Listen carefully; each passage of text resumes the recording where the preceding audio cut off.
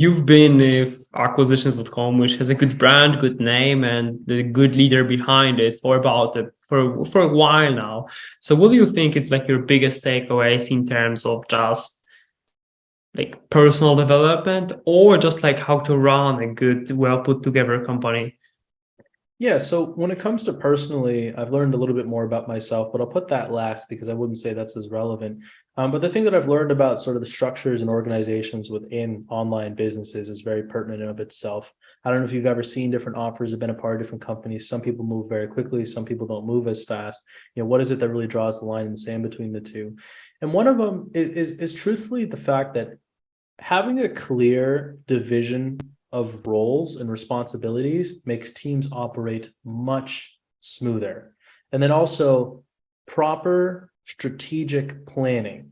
And what I mean by proper strategic planning, and I'll talk about divisibilities, but proper strategic planning meaning the person in charge, when they want to try a new tactic, try a new strategy, implement something new, they take the time to thoroughly think out all the different contingencies, how it will work, how people need to operate, and what happens if it doesn't go to plan, and then properly discuss that with the team before implementing, and then making sure to do this on a consistent basis so that there's actually a true experiment or a test going on.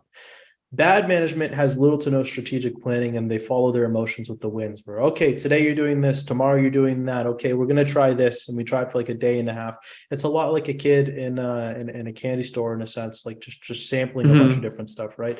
When you have a team of people and you're sampling new strategies, it does not play out well because people's jobs become very in it no longer becomes very binary what the workload should be for the people you're working with. For example, we have a setter in our team, Laura. She works incredibly hard. She does a ton of outbound dials. She does calendar confirmations. She's trying to manage one of our new softwares as well. She also has to stay on top of old leads and manages our tracking. She does way too much stuff for her setter. And the issue is when she's spread too thin in a day and you try to put new things in her day to day for her to try, you just don't have the headspace to manage everything. Like a proper role and responsibility for a person should maybe consist of 5 to 7 things they have to do very well and very consistently, period. A setter should make outbound dials, should put appointments on the calendar, and farm leads in their areas that they're given leads and work those guys through to a strategy call.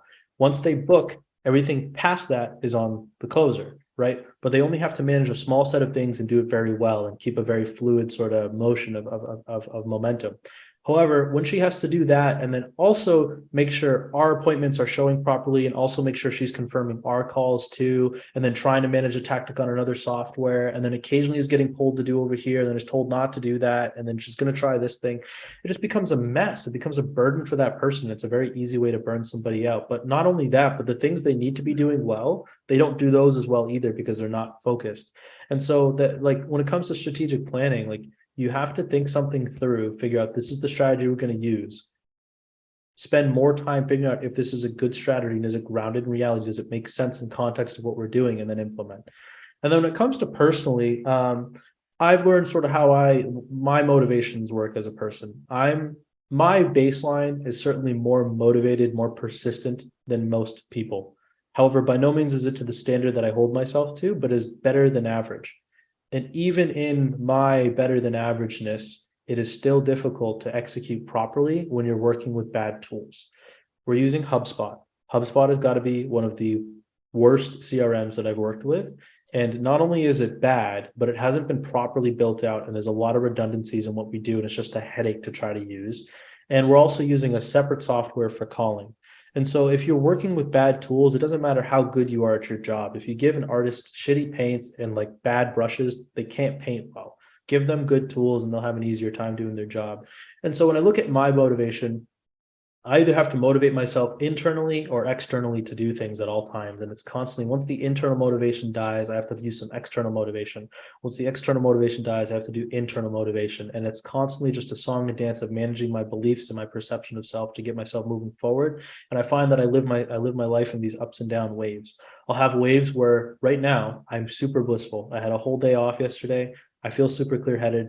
But when you have a clear head, you make good decisions and you operate better. However, I run into spans where if I have like 4 calls where they all result in no's and I'm not closing people and I'm trying to be productive and manage this and I got bills and expenses, life just becomes way more chaotic, and I get really wrapped up in this nasty ball where I'm not able to get and look outside of myself. I can for fleeting glimpses and moments.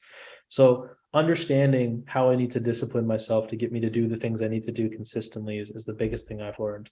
But beyond all else, the thing that will kill that is having bad tools and bad systems. If the work is really clearly defined and the path forward makes sense, the only thing stopping me is my level of grit to do the effort every single day. But when the path I'm trying to walk down is not clear and very rocky, the level of grit I have gets burned down quicker. Those are my big takeaways.